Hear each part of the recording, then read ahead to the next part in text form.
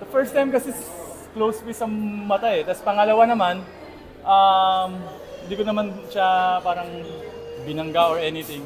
Parang tinukuran niya ako sa leeg is, siyempre hindi naman, parang ako, I wanted to send a message na pangalawang beses na yan eh. Hindi na yan, hindi na, parang kumbaga you can touch me sa, parang sa baba ng shoulder, pero above the shoulder, neck, muka.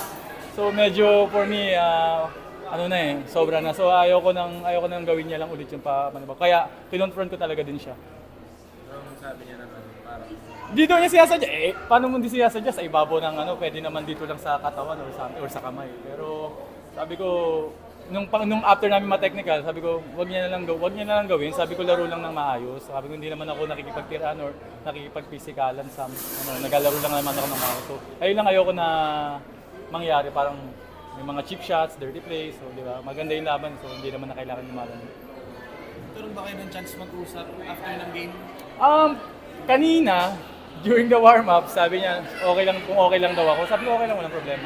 Pero pag pasok kasi, papasok siya, so hinarangan ko, sa leg kagad yung niya sa akin, yung tukod. So parang ako, sabi ko, parang hindi na okay kasi pangalawang beses na yan. So ayoko lang gawin niya sa akin. Yun nga, how big was it na to get this win after losing the last one na dapat kayo ng dulo?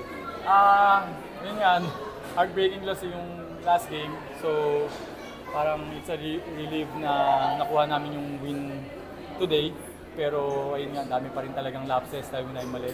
Galit na si Coach Shami kasi medyo mental lapses na parang dapat medyo maayos namin yun eh. So, yun, adjustment pa din kami to the next game. Wala pa na, malayo pa to. So,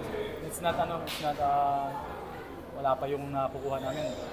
Hindi pa tapos yung trabaho. Wala bang panghihinayang easily 3-0 na dapat eh?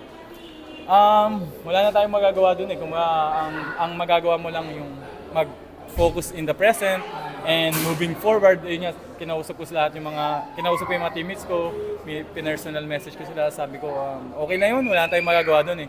Basta ang goal lang natin is bawi tayo every game, next game. Kung ano man maaayos natin, basta importante, yung mga mali natin from the past, matutunan natin. Tapos, yun nga, magkaroon tayo ng chance to win yung every game na this series.